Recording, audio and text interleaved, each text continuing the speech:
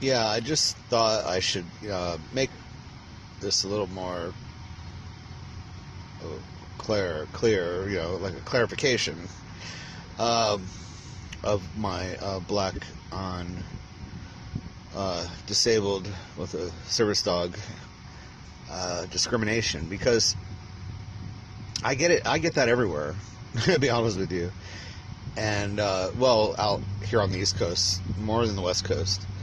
Um, they're a lot more gracious out there. They're not quick to, you know, right away just, want to take action, like they do out here on the East Coast. They're very hot-headed out here on the East Coast, Midwest, as opposed to the West Coast. And but it's mostly foreigners. Like, I find, like, you know, people that don't understand our laws and stuff that cause me more problems than anybody. That were out on the West Coast, and of course, I've always received a lot more discrimination about my service animal from minorities. It's just a fact. White people cause me a lot less problems than minorities, than other people. And Hispanic people have been actually even less of a problem for me than other people, than anyone else. Hispanic people have been the absolute best, I would say, when it comes to me and my service dog. The Hispanic people have been absolutely exemplary in the way they've treated me and everywhere I've gone, and no matter where I've been, and they're just absolutely fantastic people.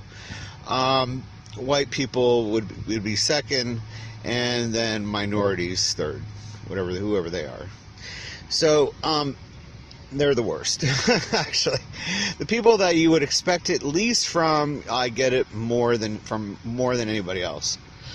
And so and the Hispanic people have been just absolutely wonderful, and they've treated me better than anyone else anywhere I've been. So there you go. And I let the Mexicans come in. They're an absolute pleasure. I'm so glad they're here. They're very, very, very nice people. And even here in Charlotte, there's lots of Hispanic people here, and they are just absolutely wonderful, very nice people, better than anybody else. So anyway, they are the best quality people you'll find anywhere.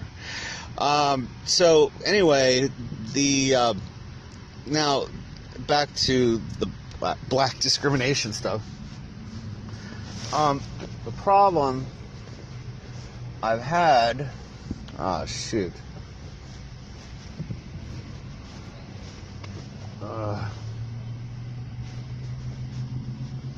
Discrimination.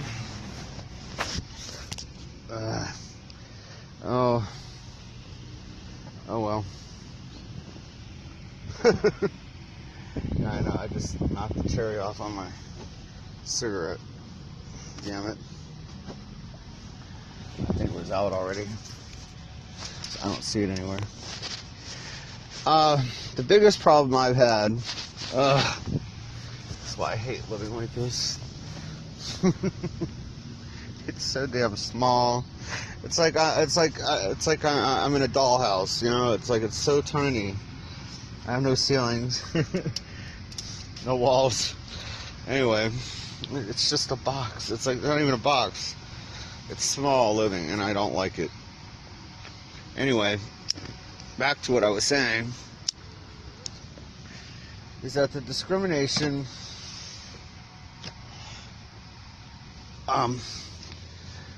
with certain people,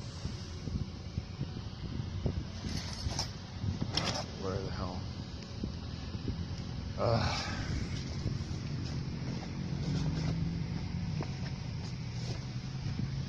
Is worse than others, and I'm having difficulties here. I don't smell it now. I don't know. I knocked the damn cherry off my cigarette. Fucking hate it. Anyway, fuck it. The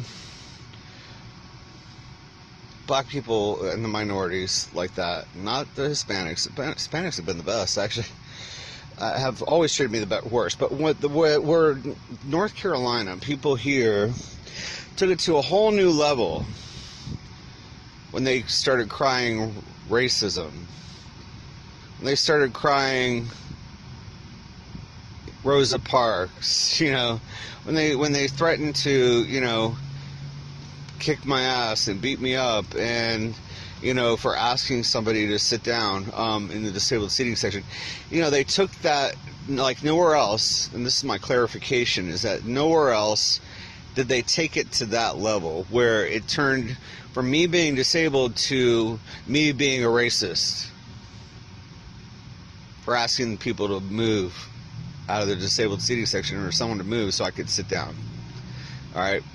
And so that's where it's they've taken it to this whole new fucked up level where, you know, even if someone who's disabled asks them to sit in the disabled seating section, and you happen to be white, because they don't give a shit if they're black, they would have probably gotten up. If they saw a black man get on with a service dog, they probably wouldn't have even asked. They probably would have just gotten up.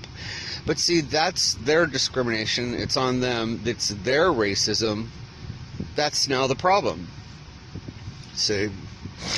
And so that's something that they need to deal with. You know, it's not something I did, not something, you know, anyone else has done or anything. They've done it to themselves. So if this is the way they feel, then, you know, then they've created their own. They're just as guilty of being racists and bigots and all that stuff, and discriminating and prejudice and bigots, just like anybody else, white people or anyone else that does it. So, you know, they're just as guilty as the people that do that, you know, do that as well. So, you know, that's where they took it to like this whole new level for me that I had never seen before. Where it went from me being a disabled person wanting to sit down like everywhere else I've ever lived, to me now being a racist and a bigot and crying Rosa Parks and discrimination. So, you know, I've never experienced that before anywhere else until I got here to Charlotte, North Carolina.